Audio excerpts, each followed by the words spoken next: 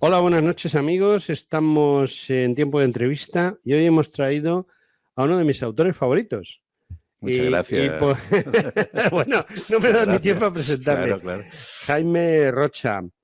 Eh, yo es que tengo que llamarle de usted y mi coronel. Es mi Ay, por obligación. Dios. Bueno, a ver, preferiría que me hablaras de tú, porque a mi edad, cuando me dejan el asiento en el autobús y me hablan de ustedes, que me hacen mucho más viejo. Entonces, Eso también me prefiero que, pasa. prefiero que me hablen de tú, que me rejuvenece un poco. Bueno, yo últimamente estoy trayendo a muchos antiguos compañeros y camaradas de las Fuerzas Armadas porque nos ha dado a todos por escribir. Sí, Es una cosa muy unos curiosa. mejor y otros peor como yo, pero vamos. Bueno, tan peor que le han dado un premio. A mí todavía no Sí, me han dicho ni gracias. O sí. sea que. No, sí, tuve mucha suerte, o no sé, pero a lo mejor es que está bien escrita. La primera novela fue premiada como la mejor novela histórica en español el año 21, así, por la International Latino Book Award de Los Ángeles. Creo recordar que la entrevisté antes y Sí, sí, después. sí, sí, sí, sí. Antes y Sí, después. sí, sí, Y la hablamos, verdad sí. me gustó porque hay una cosa que está muy clara y es que quizá la gente que trabaja, eh, porque en realidad es un trabajo, la gente que sirve a España haciendo un trabajo importante que soluciona problemas está siempre minusvalorada desde mi punto de vista. Creo que España es más Claro. madrastra que madre.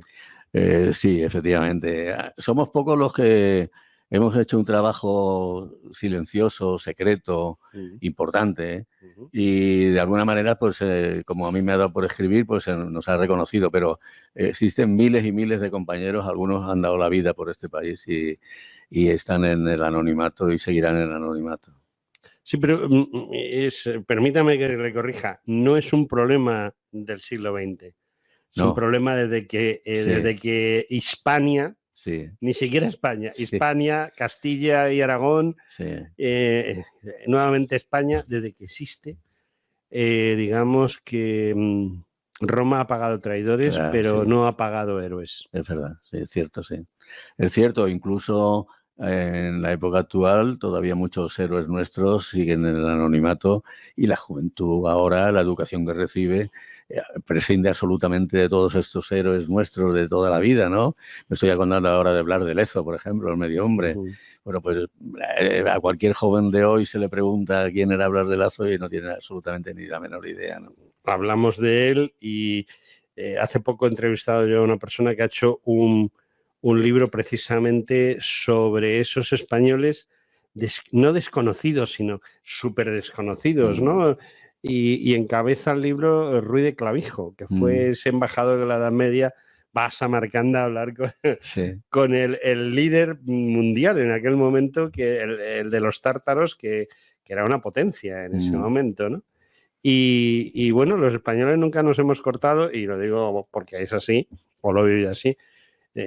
Contra más dura ha sido la tarea, pues más echados para adelante. Sí, incluso hay traiciones y hay, bueno, es verdad que no sabemos pagar a nuestros héroes, ¿no? No, ni siquiera de una forma, digamos, honorífica. Ya no estoy hablando de un reconocimiento material, estoy hablando ya incluso de una forma honorífica, pero es cierto, así es, sí, así es. Bueno, eso pasa en todos los momentos y en todos los momentos de la historia. Y precisamente, ya pronunció usted la palabra traición, traidor, etcétera. O sea, un derivado de la palabra traición 3 veces en 5 minutos. Claro, porque vamos a hablar de mi libro, ¿no? Vamos a hablar no, vamos a hablar de la realidad de España. O sea, Claro. mi realidad de España después de casi 40 años de servicio es que los que poco arriesgan e incluso han jugado a ser traidores, o han jugado, no, o han apostado directamente para ser traidores, se han llevado todos los parabienes y sin embargo otros no. Y creo que su libro es una lanza que se rompe en favor de alguien que en un momento. Fue traicionado. Pero eso es que no es novedoso, No, por desgracia. ya es una constante, Es una pero constante en es una España, ¿no? constante. Pero yo, Pero a estos más, niveles también es una constante. ¿qué, perdón? A este nivel también, o más todavía. Bueno, en este nivel, efectivamente, a ver, yo cuando llego a Madrid, yo entré en el servicio de inteligencia el año 79 y se acababa de crear el servicio en el año 77, que fue la fusión de Alto Estado Mayor con Presidencia de Gobierno, el servicio que había creado Carrero Blanco. Y cuando se crea el CSIC, me llaman, yo entro, yo estaba destinado a la base naval de Rota y entro y me quedo en Cádiz unos años. Y en el año 83, una serie de circunstancias, aparezco por Madrid y había en el gabinete del director, que ya era el general Manglano, había un amigo que me conocía y sabía que yo, pues en aquella época hablaba francés, inglés fluidamente, y entonces le sugirió al director que yo me incorporara al gabinete para las relaciones con los servicios extranjeros, ¿no? Y así fue, me incorporé y estuve 3 años ahí. Estuve 3 años en el gabinete de Manglano y, bueno, era una vida un poco...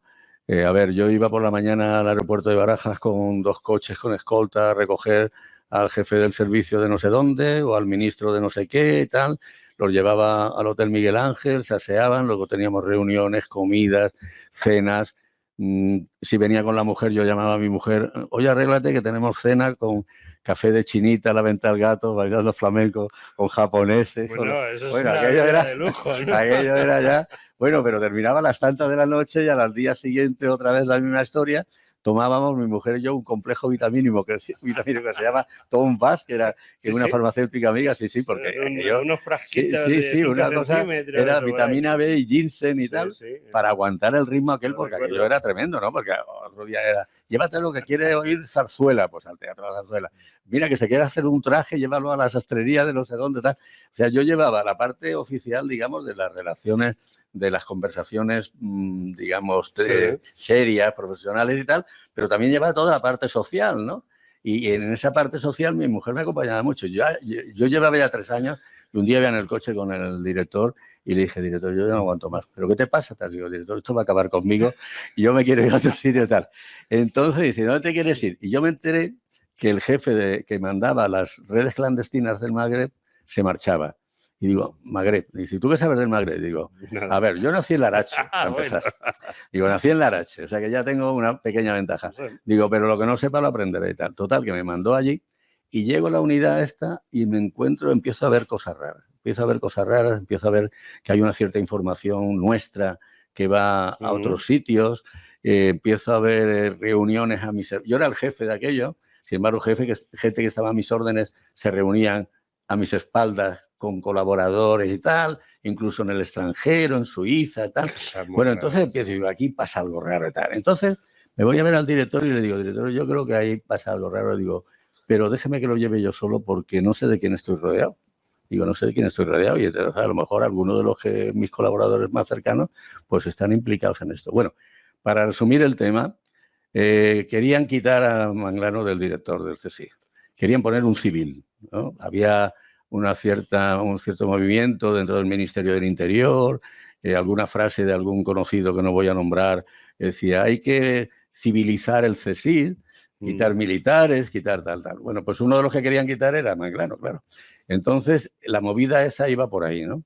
Entonces, se organiza una campaña de prensa brutal, diciendo que Manglano que llevaba muy mal el tema, que no tenía relaciones con los servicios de inteligencia de la Guardia Civil y la policía, que nuestros agentes en el extranjero, en las embajadas, tenían problemas con los embajadores, tal.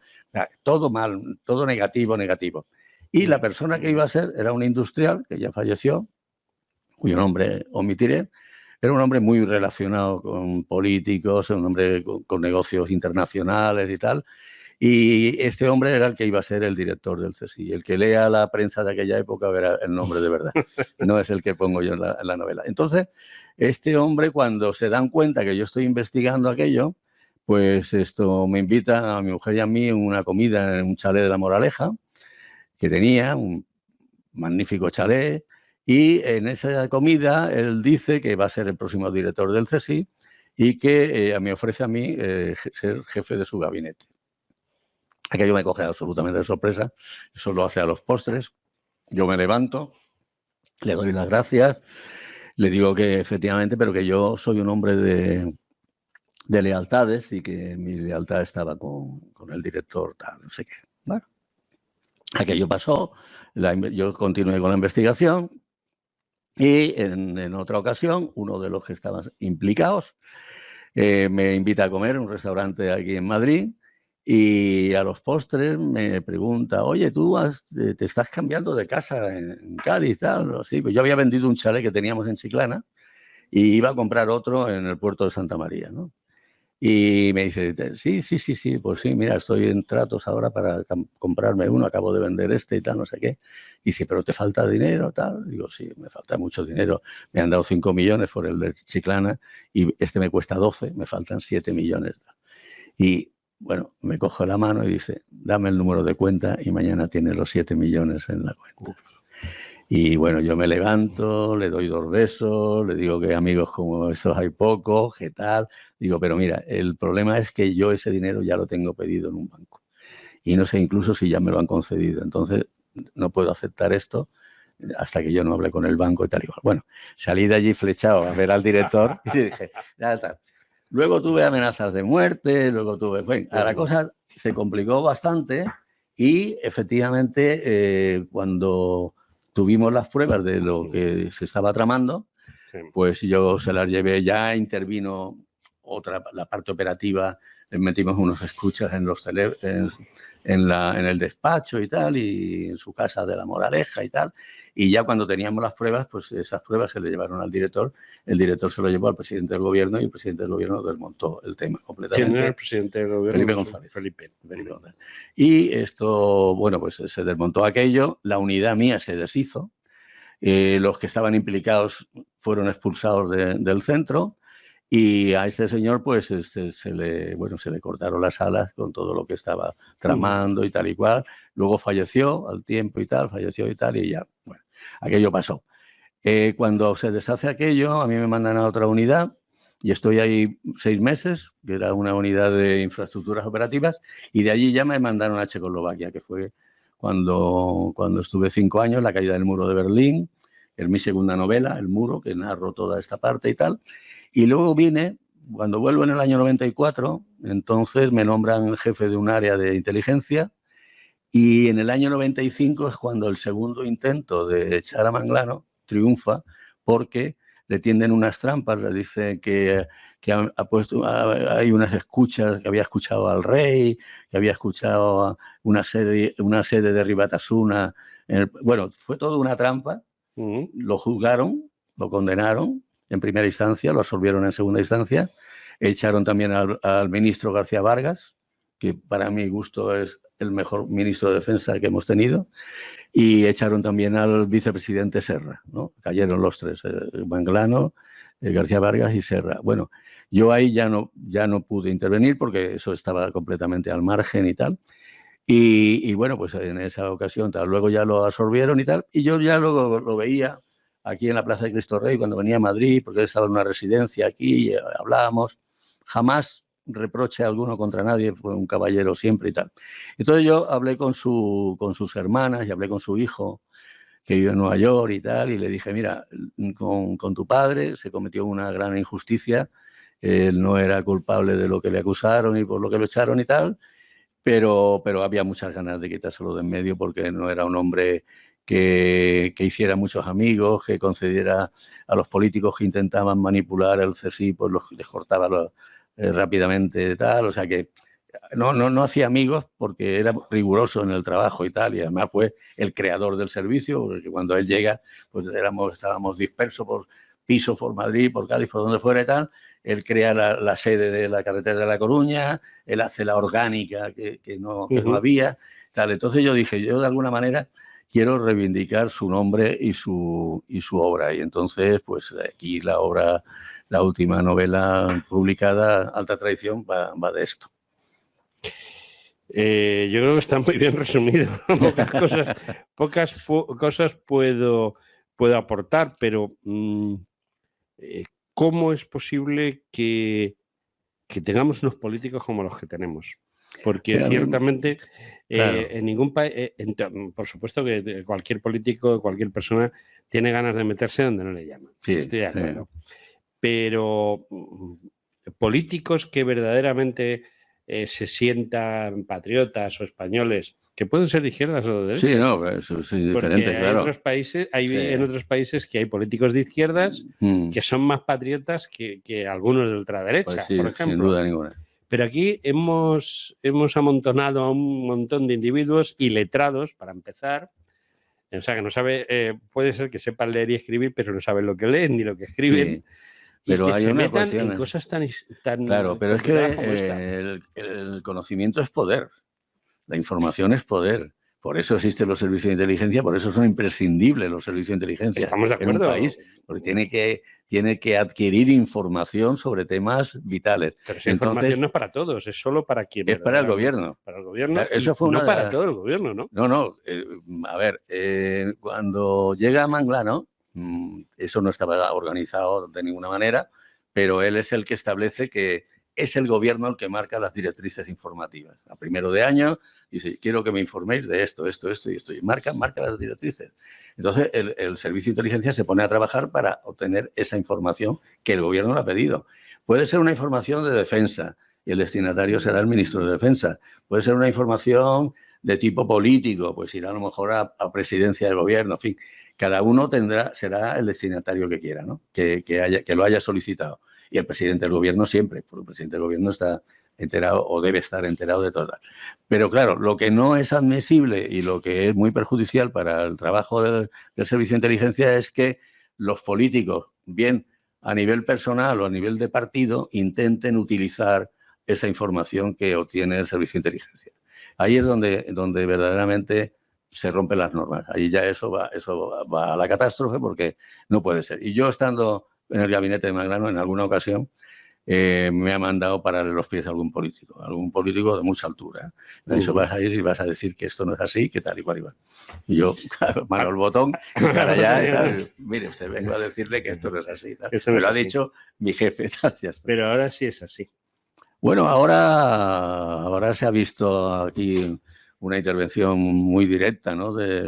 de los políticos en cuanto al servicio de inteligencia, ¿no? Y han destituido a quien es, para mí, una magnífica directora, que era Paz Esteban, ¿no? Y a la que conozco desde hace muchísimos años y me pareció una injusticia tremenda y, bueno, se lo dije a ella, estuve hablando con ella ya cuando había pasado esto y tal, y le dije, mira, yo creo que se ha cometido contigo. Tenía que rodar alguna cabeza porque lo pedían, que verdad, y ha caído la tuya, que para mí era quizás la menos indicada, ¿no? Pero bueno, como los que mandan son los políticos, pues ellos hacen y deshacen a su gusto y, bueno, pues en este caso, pues le tocó a ella, ¿no? ¿Y no debiera demandar al interés de España? ¿Quién, perdón? El interés de España, ¿no debía ser quien mandase? Se supone que el gobierno lo que hace es por el interés de España, ¿no? Ya. Se supone. Ahora, que haya influencias externas muy potentes y que el gobierno anteponga otros intereses a los de España, bueno, pues puede pasar. Puede pasar. Yo sé que tenemos hasta media hora y nos queda poquito para terminarla. Preguntas. ¿Por qué Ángel Expósito? Bien. Bueno, Ángel Expósito es un gran amigo mío y yo soy voluntario de una ONG que se llama Madre Coraje. Mi mujer también, llevamos 30 y tantos años trabajando en Perú. Llevamos 6 o 7 años en Mozambique, en zonas muy desfavorecidas. Es una ONG de desarrollo. Entonces nosotros lo que hacemos, por ejemplo, en Mozambique, en estos años se han creado más de 3.000 puestos escolares, ¿no? Cuando nosotros llegamos, los niños aprendían a escribir con un palo en la arena y tal. Ahora tienen sus pupitres, tienen sus clases, sus profesores. Sus pizarras, sus sí, todo. Y buenos profesores. Sí, y en Mozambique y en Perú, pues de todo. Hemos hecho carreteras, hemos hecho pozos, hemos enseñado a estabular el ganado. Tal. Es una ONG de desarrollo, llevamos mucho tiempo trabajando. Entonces, nosotros tenemos una hija que vive en Singapur y hacíamos el viaje Singapur-París, París-Madrid. Y en el aeropuerto de París estaba Ángel Expósito. Y estaba haciendo el check-in delante mía y fui así por detrás, le toqué y le dije, nosotros nos conocemos y tal. Esto, como lo he contado tantas veces, no puedo repetir. Puedes contarlo porque claro. Aquí no, no, pero además, bueno, como lo he hablado con él también públicamente, ahí tal, le dije, digo, nosotros nos conocemos. Y me volví con mi mujer y en cuanto despegamos, se vino flechado para donde estábamos mi mujer y yo. y dice, ¿de qué nos conocemos? Digo, no nos conocemos, pero nos vamos a conocer, porque yo sé que tú eres una persona muy sensible con estos temas y tal. Entonces nosotros estamos en una ONG, Madre Coraje, y yo quiero que vengas a Jerez y hagas un reportaje de tal. Vino a Jerez, hizo un reportaje precioso, pero extraordinario, magnífico. Se quedó impresionado de aquello, porque aquello impresiona, ¿no? El trabajo de tanta gente, de tanto voluntario que se dejan la vida allí para ayudar a gente desfavorecida. Entonces, el hombre se quedó muy impresionado y tal, y sucesivamente ha vuelto a hacer reportajes y tal igual. Y entonces estábamos aquí en Madrid hablando del tema este de Madre Coraje, y yo tenía el borrador de la primera novela encima de la mesa, estábamos tomando una cerveza aquí y tal, y me dice, ¿eso qué? Digo, pues esto es una novela. ¿Y de qué va? Le cuento de qué va. ¿Y qué vas a hacer? ¿La vas a publicar? Digo, no, esto voy a hacer una edición pequeña para la familia, los amigos y tal. Y me dice, ¿por qué no me dejas que la lea y tal? Digo, sí, léela. La leyó y me dijo, Jaime, esto es muy bueno, esto lo tienes que publicar, eso tal. Y él me animó y me ayudó a publicarla y tal. Entonces establecimos ahí una relación, y ya en la tercera novela él me ha hecho muchísimas entrevistas y tal, y en la tercera novela le digo, Ángel, mira, como de este tema, además tú creo que quizás sepas algo, ¿por qué no me haces el prólogo de tal? Y bueno, encantadísimo, y un prólogo precioso, además tiene unos párrafos preciosos dedicados a mi mujer, a las sufridoras, a las Cármenes, a la Carmen y a las Cármenes y tal, y yo se lo agradezco muchísimo, y bueno, pues siempre me ha tratado espléndidamente, muy bien. Jaime, en mis casi 40 años de servicio hay generales a los que yo he servido fielmente y que me lo agradecen. De hecho, yo soy de los que no le daban una condecoración ni de coña. Sí. Y el jefe de mi unidad, entonces teniente coronel, luego ya ascendió, ya está en la reserva y demás, dijo, tú vas a tener una condecoración. Sí.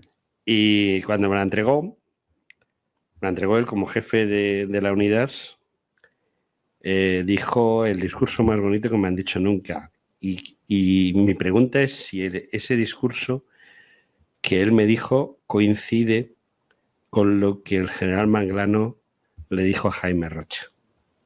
A mí, Baldo, el teniente coronel, entonces teniente coronel Baldo, jefe de la OSAC Fuerteventura, o sea, del regimiento más antiguo del mundo, sí, dijo, le dijo al subteniente que mandaba la fuerza, que le dio las órdenes oportunas, entregó la condecoración y dio un discurso que fue el siguiente: qué buen vasallo si hubiese buen señor. Subteniente, rompan filas. Bueno. ¿Eso es lo que Manglano le dijo a usted? Él me tenía... Yo llegué al gabinete y yo tengo una característica, no sé si es buena o mala, y es que yo digo las cosas como las pienso y no disimulo nada. Entonces yo llegué a su gabinete y los primeros momentos fueron de choque. Porque... Eso es bueno. Sí. Porque, por ejemplo, en la primera reunión que tenemos, una mesa ovalada, estábamos el gabinete y dice, mirándome, dice, todo lo que se habla en esta mesa es secreto. Y lo dice una segunda vez y una tercera vez.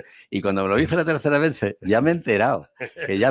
Que yo soy el nuevo aquí, supongo que lo dice por mí y ya me he enterado, no hace falta que me lo repita más. Bueno, cuando salimos de allí, los comentarios, ¿pero cómo estás atrevido? ¿Pero cómo tal igual? Bueno, pues así todo, ¿no? Y yo luego me mandaba, escribir una carta al director del servicio no sé qué, contándole no sé cuánto. Yo me iba a mi despacho, escribía la carta, iba allí, pum, pum, no le gustaba, la tachaba, pero no me decía, hazlo así o así. Bueno, esos roces iniciales, y yo decirle siempre la verdad, lo que yo pensaba, una vez me hacía caso y otras no, pero yo siempre iba con la verdad por delante y eso me ganó su confianza, hasta el punto de que a mí me mandaba cosas muy delicadas con colaboradores muy específicos que no se los mandaba a nadie más. Yo tenía un trato directo con él, que para enfado de mis jefes, porque yo me saltaba a mis jefes y despachaba directamente con él. Entonces mi jefe, ¿pero tú qué pasa? ¿Tú haces lo que te da la gana y tal? Yo digo, yo hago lo que me dice el jefe supremo y tal. Tenía muy buena relación con él, magnífica, profesional y personal, ¿no? Cuando murió mi madre, pues estuvo muy atento conmigo, le invitamos a la boda de mi hija la mayor, en fin, una relación ya... Pero el inicio fue un poco duro porque por esa característica mía, que nadie se atrevía a decirle a él lo que pensaba. Yo sí, yo le decía lo que pensaba. Y eso me ganó su confianza. Entonces, bueno, y su cariño y su aprecio y todo. ¿Sí? Las personas de la calle no entienden muchas veces, no nos entienden, ¿verdad? Pero se crean relaciones con nuestros jefes que al final, o sea, tú hablas de usted como yo le hablaba siempre yo a Manglano Alemán también, Artiles. Yo también a Manglano siempre. Sí, de usted, a José Luis Alemán Artiles, que seguro que Jaime Rocha sabe quién es. Yo le llamaba siempre de usted y él me hablaba, pues eso, como si yo fuese un hijo suyo, ¿no? Sí.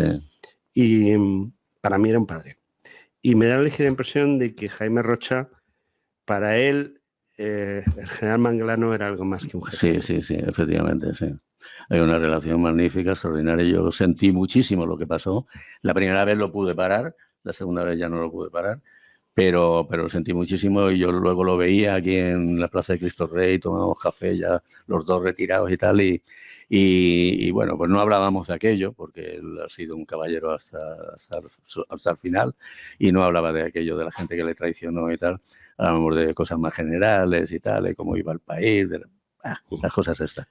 Pero efectivamente se estableció una relación muy bonita, sí. Jaime Rocha, este libro es un homenaje a un hombre y como tal, todo buen militar tiene la obligación de leerlo. Los civiles, si quieren, también.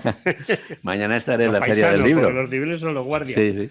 Los paisanos tienen también la obligación de leerlo porque así comprenderán muchas cosas pues que no entienden. Sí. Yo creo que sí, además cuento muchas cosas, o sea que el no va a quedar defraudado el que lo lea. Mañana estaré en la Feria del Libro aquí en Madrid con la firma a partir de las 8 de la tarde, o sea que el que quiera pasarse por allí, pues se lo firmaré, efectivamente. Jaime Rocha, Alta Traición, imprescindible, nada más. Muchas gracias. Gracias a ti. Gracias.